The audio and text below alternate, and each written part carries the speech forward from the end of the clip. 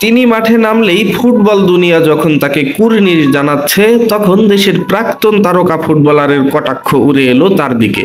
তিনি Lionel Messi.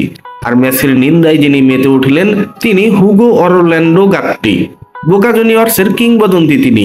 1966 সালের বিশ্বকাপে নীল সাদা জার্সিতে খেলতে দেখা গিয়েছে অরল্যান্ডোকে। আর্জেন্টাইন সংবাদ মাধ্যম লা নেসিওনকে অরল্যান্ডো সাক্ষাৎকারে জানিয়েছেন, তার চোখে দিয়েগো মারাদোনা এখনো সেরা। লিও মেসিকে তিনি অপছন্দ করেন না। বার্সার জার্সিতে মেসির খেলা তিনি দেখেছেন, কিন্তু সেই সময় রেফারির আনুকূল্য LM10 পেয়েছিলেন বলে উল্লেখ করেছেন। তাছাড়া বার্সায় সেই সময় দুর্দান্ত সব খেলোয়াড়রা খেলতেন। অরল্যান্ডো বলেছেন, বার্সেলোনায় খেলার সময় মেসিকে প্রতিপক্ষের কেউ স্পর্শ করলেই রেফারি ফাউলের জন্য বাঁশি বাজাতেন। তাছাড়া বেশ ভালো ফুটবলার খেলতো সেই সময়ে। মেজর লিগ সকার নিয়ে কটাক্ষ করেছেন আর্জেন্টিনার প্রাক্তন তারকা ফুটবলার গাত্তি।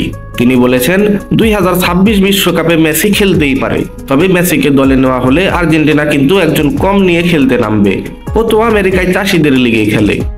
বিশ্ব ফুটবলের প্রায় সব খেতাবই জেতা হয়ে গিয়েছে মেসির।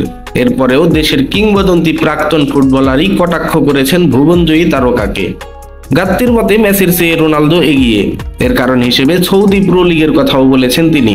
তার মতে MLS এর চেয়ে সৌদি প্রো লিগ অনেক বেশি প্রতিদ্বন্দ্বিতাপূর্ণ। গাত্তি বলেন, সৌদি প্রো লিগে খেলা অনেক কঠিন। বিশ্বের বড় বড় তারকারা এখন এই লিগে খেলে। যদিও রোনালদোর গতি এখন সীমাবদ্ধ হয়ে গেছে, তবুও সে এক বিস্ময়। এই সীমাবদ্ধ রোনালদোকেও আমি মেসির চেয়ে ভালো মনে করি।